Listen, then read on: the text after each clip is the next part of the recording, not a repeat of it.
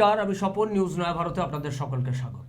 আজকে আমরা পেয়ে গেছি উত্তর 24 পরগনা জেলার সংখ্যালঘু সেলের প্রেসিডেন্ট জাকির হোসেন। জাকির হোসেনকে আমাদের নিউজ নয়া ভারতে স্বাগত।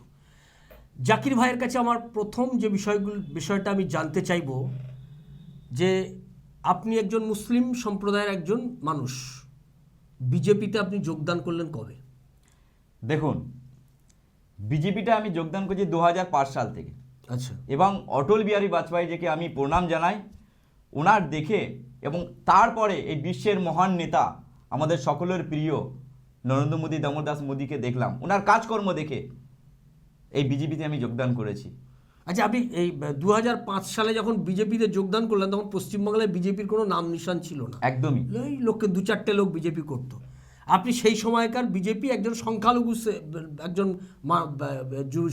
একজন যুবক হিসেবে তখন বিজেপিতে যোগদান করেছিলেন। যোগদান করার পর এই এতগুলো বছর ধরে আপনাকে আপনার সম্প্রদায় কিংবা অন্য রাজনৈতিক দলের পক্ষ থেকে হেনস্থার শিকার হতে হয়নি? দেখুন, হেনস্থা তো করবেই। দেশের চিন্তাধারা যারা থাকবে, যা দেশকে এগিয়ে নিয়ে যাবে চিন্তা ভাবনা করবে, সেইটা তো এই বাংলা কোনোদিন চাইবে না। এই বাংলায় যারা শাসক দল করেছেন তারা সবসময়ের জন্য দেখে যে বিজেপি কাউকে করতে দেব না। কেন? বিজেপি দেশ নিয়ে ভাবে, দেশকে এগিয়ে নিয়ে যাওয়ার চিন্তাধারা করে।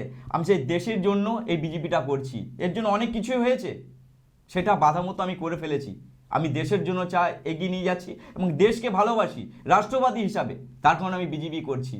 আপনার উপর কখনো আক্রমণ এসছে? তা আক্রমণ বারংবার হয়েছে। এই তৃণমূল কংগ্রেস থেকে শুরু করে অন্যান্য আমার ধর্মর যারা বিলম্ব করে তারাও করতে চেয়েছেন, তারা করেছেন, কিন্তু সেই বাধা আমি কোনোরকমভাবে করতে চাই না। আমি আমার এগিয়ে গেছি ভারতের জন্য, দেশের জন্য এগিয়ে গেছি এবং প্রধানমন্ত্রীকে সঙ্গেবদ্ধভাবে মিলে কাজ করবো, দেশকে জয়ী করব।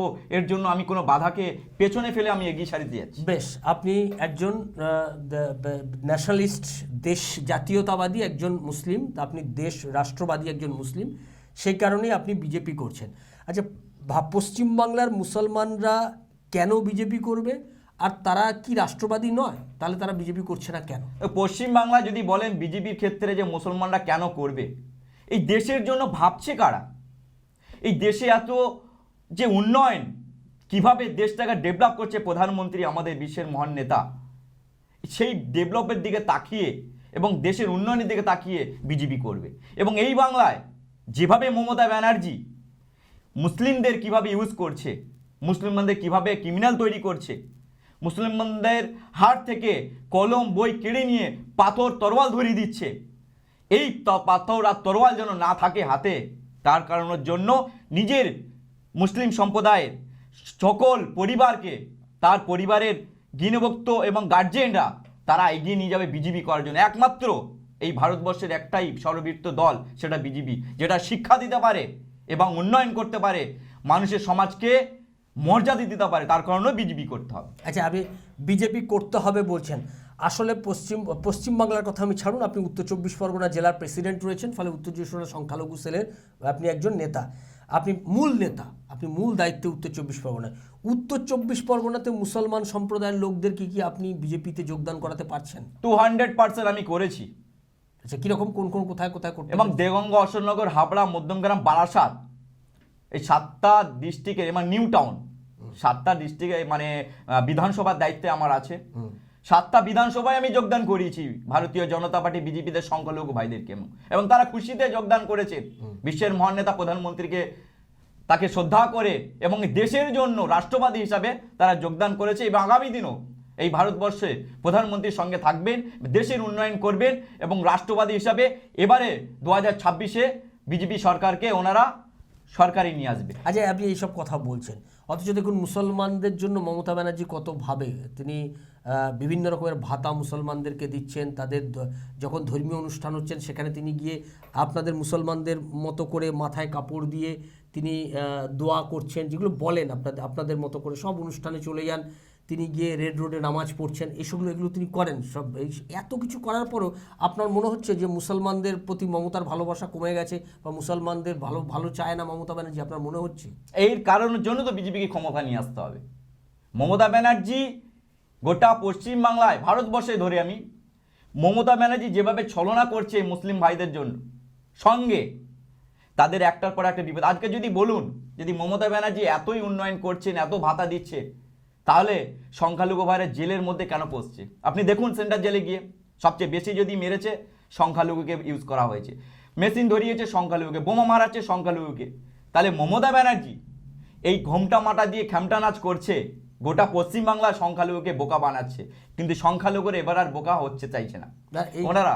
আচ্ছা, এটা আপনি বললেন যে সংখ্যালঘুরা এবার বোকা হবে না, তো এদিকে আইএসএফ আর ওদিকে হুমায়ুন, এই দুজন মিলে আবার দুটো রাজনৈতিক, আইএসএফ অনেকটাই পলিটিক্যাল দল, তারা অনেক দিন ধরেই কাজ করছেন, হুমায়ুন কবির নতুন রাজনৈতিক দল করলো। এখন বলা হচ্ছে হুমায়ুন কবির হচ্ছে বিজেপির বি টিম, তৃণমূল কংগ্রেসের পক্ষ থেকে বারবার বলা হয়েছে। কালকে হুমায়ুন কবির আক্রান্ত হয়েছে খিদিরপুরে গিয়ে, তার গাড়ির ওপর হামলা করেছে কিছু মুসলিম সম্প্রদায়ের লোকজন, তারা বলছে ববি হাকিমের লোকজন, তারা আক্রমণ করছে। আসলে কি আপনারা হুমায়ুনকে ময়দানে নামালেন যে মুসলমান ভোট কেটে যাতে তৃণমূলকে হারানো যায়, সেই কৌশল কি আপনারা করছেন? মানে এটা কি আপনাদের একটা কৌশল? দেখুন, বিজেপি কোনোদিন কাউ কৌশলের মধ্যে যায় না। যারা রাষ্ট্রবাদী হবে, যারা দেশকে উন্নয়ন করতে, তারা বিজেপি করছে। এখানে হুমায়ুন সাহেব কি করতে চায় সেটা মমতা ব্যানার্জি জানেন।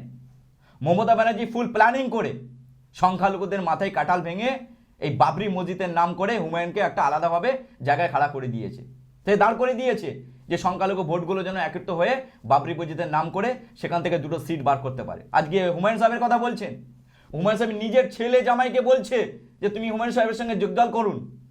লাইভে মিডিয়াতে আমি দেখতেই পাচ্ছি ওনার জামাই হুমায়ুন সাহেবের সঙ্গে যোগদান করেছেন, হুমায়ুন সাহেব নিজেই বলছেন। তো এখানে মমতা ব্যানার্জি পরিকল্পনাভাবে হুমায়ুনকে এই একটা জায়গায় নামিয়ে দিয়েছে যাতে সংখ্যালঘুদেরকে একত্রিতভাবে করে ভোট ব্যাংকটা নিজের কাছে নিয়ে আসতে পারি। উনি তো নিজের মুখে বলে দিয়েছেন যে আমি বাবরি মসজিদ করব, আমাকে দুটো বিধানসভা জেতাতে হবে, তারপরে আমি বাবরি মসজিদ করব। তাহলে পশ্চিমবাংলা জুড়ে হুমায়ুন সাহেব যেটা করতে চাইছেন যে কাট মানিটাকে হোয়াইট মানি করাবার জন্য এই পরিকল্পনা করছে, এবং মমতা ব্যানার্জি হচ্ছে এনার মাথা, মমতা ব্যানার্জি এটাই করাবার জন্য আদেশ দিয়েছেন। আচ্ছা, এই হুমায়ুন কবিরকে নিয়ে আপনার অভিযোগ আছে, হুমায়ুন বলছে আমাকে তৃণমূল বলছে বিজেপির বি টিম, বিজেপি বলছে তৃণমূলের বি টিম, সেটা নিয়ে হুমায়ুন কবির বারবার বলছে। কিন্তু আইএসএফ তো একটা রাজনৈতিক দল, অনেক দিন ধরে কাজ করছে পশ্চিমবাংলার মাটিতে, তারা একটা বিধায়ক, যে একজন বিধায়কও আছেন তাদের, সেই বিধায়ক যথেষ্ট লড়াই করছেন বিধানসভার মধ্যে দাঁড়িয়ে। আইএসএফকে আপনারা কেন অ্যালাউ করছেন না? আইএসএফের সাথেও তো আপনারা কথা বলতে পারেন, জোট করতে পারেন। দেখুন, আইএসএফ এর ব্যাপার যদি আপনি বলেন, ওনারা যদি সেই হিসাবে 2021 সালে যেভাবে আন্দোলন করেছে, তাহলে আইএসএফই পশ্চিমবাংলা ক্ষমতা আসার কথা ছিল। তাহলে আইএসএফরা ক্ষমতা আসতে পারেনি কেন? এখানে বুঝতে হবে যে মমতা ব্যানার্জির সঙ্গে সবারই একটা সেটিং করা আছে। আমি বলবো আইএসএফ বাবু, নওশাদ বাবু যেভাবে পরিকল্পনা করে কাজ করছে, এসআইআর নিয়ে বিরোধিতা করেছেন, মমতা ব্যানার্জিকে গালিগালাজ করছেন, আমি জানি, কিন্তু দিনের শেষে দেখা যায় সে একই গল্প। আর সেখানকারই ওনাদেরই পরিবারের অংশধারী একজন ছিলেন কাশেম সিদ্দিকী, দীর্ঘদিন ধরে টুপি মাথায় দিয়ে বলছিলেন যে মমতা ব্যানার্জি বিজেপির বিরোধিতা করছে, মমতা ব্যানার্জি সমস্ত সংখ্যালঘুদের বিরোধিতা করছে, সংখ্যালঘুদেরকে পতন খারাপ করছেন। তাহলে আজকে সেই কাশেম সিদ্দিকী ভাইবুকে মমতা ব্যানার্জি যখন বিজেপিতে তৃণমূলতে নিল, তৃণমূলে নেওয়ার পরে ওনাকে সাধারণ সম্পাদক বানিয়েছে। এখন আর কিন্তু ওই বিজেপির নামে আর কিছু বলছেন, উনি মমতা ব্যানার্জির নামে জয় জয়কার করছে। তাহলে তেমনই আমাদের নওশাদ বাবু তেমনই করতে চাইছেন। আমার মনে হয় যে সিপিএমের সঙ্গে যে জোট করতে চাইছেন, তাহলে সিপিএম মানেই বুঝতে হবে তৃণমূল সরকার। তাহলে তৃণমূল সরকারের সঙ্গে যে জোট করবে তার মমতা ব্যানার্জির সরকার, সেটা মমতা ব্যানার্জির সঙ্গে বিটিং। তাহলে এখানে বিজেপির সঙ্গে কোনো রকম ভাবে নওশাদ বাবুর কাছে যাবার কোনো প্রশংসাই উঠছে না। আচ্ছা, বিজেপি একাই লড়বে। আচ্ছা, আপনার বিজেপি একাই লড়বে এটা আপনি দাবি করছেন। নওশাদ সিদ্দিকী তৃণমূল কংগ্রেসের সাথে জোট আছে, হুমায়ুন কবিরেরও তৃণমূল কংগ্রেসের সঙ্গে জোট আছে, এগুলো আপনি বলছেন। কিন্তু বিজেপি বারবার মুসলমানদের বলছে রোহিঙ্গা তাড়িয়ে দেবো দেশ থেকে, বাংলাদেশি যারা আছে সব চিহ্নিত করবো, সব ওপারে দিয়ে আসবো, এই যে বলছে, এতে তো মুসলমান সম্প্রদায়ের লোকরা খেপে উঠছে। তা আপনি কি করে সেখানে দাঁড়িয়ে, বিজেপি যখন এই কথা বলছে, তখন আপনি কি করে মুসলমানদেরকে আপনার পাশে নিয়ে আসবেন? দেখুন, যে বিজেপি যেটা বলতেছে যে রোহিঙ্গা কারা, যে কাটাতার থেকে এখানে এসছে, আমার ভারতবর্ষ এসছে, আমার পশ্চিম বাংলায় এসে ভোটার হয়েছেন, তাদেরকে রোহিঙ্গা বলা হয়েছে। রাষ্ট্রবাদী মানে আমরা যে রাষ্ট্রবাদী, আমাদের কোনো সমস্যা নেই এই রোহিঙ্গা হিসাবে কথায়। কেন? যারা রোহিঙ্গা তাদেরকেই বলা হয়েছে বিজেপি থেকে। আমি নিজে বলি, এই ভারতবর্ষে যারা থাকবে সে আমার রাষ্ট্রবাদী ভাই, এখানে রোহিঙ্গাদের কোনো জায়গা নেই। আর রোহিঙ্গা বলে যারা তাদের গায়ে লাগছেই, আমাদের কোনো রকম বিজেপিতে এই ধরনের ভাষায় কোনো সমস্যাই নেই। বিজেপিতে রোহিঙ্গা বলতে একমাত্র অনুপ্রবেশকারীকে বলা হয়েছে, যারা ওপার বাংলা থেকে এখানে এসে ভোটার হয়ে এই পশ্চিমবাংলায় সিপিএম এবং তৃণমূলের দালালি করে এবং দীর্ঘদিন ধরে ভোট ক্ষমতায় ছিল, তাদেরকে এবার এসআইআর থেকে নাম কেটে বাদ দেওয়া হয়েছে। আচ্ছা, এসআইআরে এই যে নাম বাদ যাচ্ছে, এই নিয়ে মমতা ব্যানার্জি কালকে একটা বিরাট লড়াই করলেন বলে দাবি করছেন। তিনি সুপ্রিম কোর্টে কালকে নিজে গিয়ে লড়াই টড়াই করলেন। তো আপনাদের মুসলিম সম্প্রদায়ের মানুষকে তিনি বোঝানোর চেষ্টা করলেন যে তোমাদের ভোটার লিস্টে নাম রাখার জন্য আমি লড়াই করছি। এই যে একটা বার্তা মমতা মুসলিম সম্প্রদায়কে দিচ্ছেন, তারপরে আপনি পারবেন মুসলিম সম্প্রদায়ের লোককে আপনার পাশে দাঁড় করাতে? একদমই। এই ছলনা মুসলিম সমাজ সব বুঝে গেছে যে মমতা ব্যানার্জি গোটা পশ্চিমবাংলায় কিভাবে আবার ছলনা করছে। এসআইআর নিয়ে তুমি বলেছিলেন আমি বিরোধিতা করব, তারপরে কি হলো? মমতা ব্যানার্জি তো আর কিছু বললেন না। আজকে পশ্চিমবাংলা জুড়ে যেভাবে রোহিঙ্গাদের নাম কাটা যাচ্ছে, মমতার বুকে কষ্ট হচ্ছে। মমতা ভাবছে 2026 আমি আর টিকতে পারবো না, তার কারণের জন্য উনি দিল্লিতে দৌড়ে চলে যাচ্ছেন। কিন্তু সেটা কোনো লাভ হবে না, সেটা কোনোই লাভ নেই। পশ্চিমবাংলায় মমতা ব্যানার্জির বিসর্জন এবারে ফাইনাল। 2026-এ আমরা ভারতীয় জনতা পার্টি সরকার করছি এবং করবই।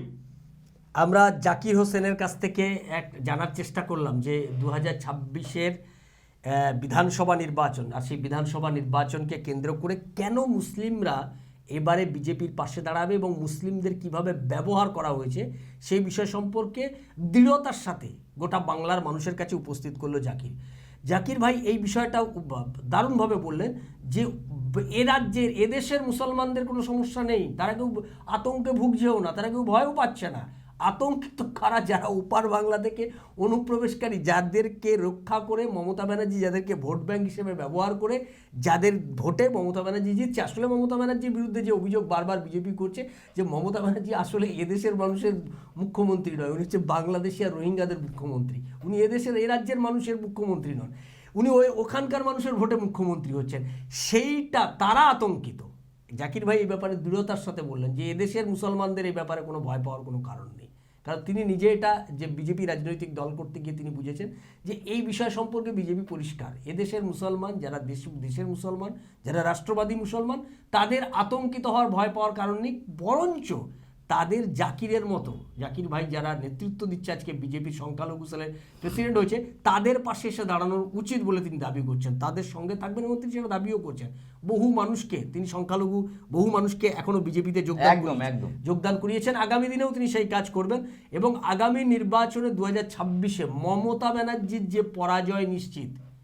গোটা রাজ্যে যে দুর্নীতি একটা গোটা রাজ্যে প্রাতিষ্ঠানিক চেহারা নিয়েছে, যে ভয়ঙ্কর লুটপাট গোটা রাজ্যের মানুষের, কয়লা চুরি, গরু চুরি, চাকরি চুরি, সমস্ত জায়গায় দুর্নীতি। আপনার 100 দিনের কাজের প্রকল্প থেকে শুরু করে কেন্দ্রীয় সরকারের সমস্ত প্রকল্পে যে বিপুল বিপুল বিপুল টাকা লুট করা হয়েছে, সেখানে হিন্দু, মুসলমান, খ্রিস্টান, জৈন কারুর বাদ যায়নি, প্রত্যেকের টাকা লুট করে নিয়েছে একটি রাজনৈতিক দল। লুটই হচ্ছে যাদের একমাত্র অস্ত্র। টাকা লুট করো, কাটমানি খাও, চুরি করো, কয়লা চুরি করা, গরু চুরি করা, বিপুল বিপুল সম্পত্তির মালিক তৃণমূল কংগ্রেসের যে নেতাকে কয়েক বছর আগে দেখা যেত ফাটা সাইকেলে ঘুরতে, সে এখন স্করপিও চড়ে। এই হচ্ছে তৃণমূল কংগ্রেস পশ্চিমবাংলায়। এই তৃণমূল কংগ্রেসের বিরুদ্ধে লড়াইয়ের জন্য এবারে মুসলিম সম্প্রদায়ের মানুষ, জাকির বলছেন, সেই দাবি করলেন, এবারে মুসলিম সম্প্রদায়ের মানুষ তারা ঐক্যবদ্ধ হচ্ছেন, তারা এবার লড়াইয়ে নামবেন। মমতা ব্যানার্জিকে পরাস্ত করার জন্য তারা সঠিক সময় সঠিক সিদ্ধান্ত নেবেন। আমাদের সেদিকে নজর থাকবে। অনেক ভালো লাগলো জাকির ভাই, তোমাকে আসার জন্য ধন্যবাদ। আমরা আপাতত ফেরত যাচ্ছি।